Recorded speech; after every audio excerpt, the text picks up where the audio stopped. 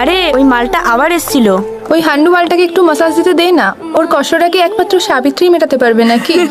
ঠিক জায়গাতে নেমেছি মনে হচ্ছে, হাঁটতে হবে না, সামনেই বাড়িটা। তুমি বড্ড চিন্তা করো, এরপরে ফোন না করলে না একদম ফোন করবে না।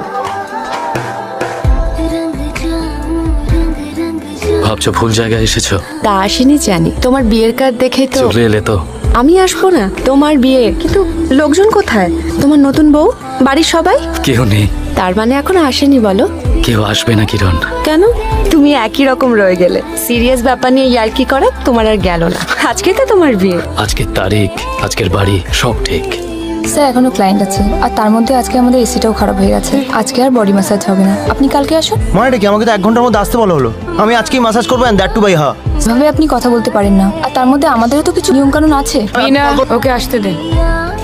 কাজটা তো তোমার চেনা কিরণময়ী, নাকি ভুলে গেছো? Please open.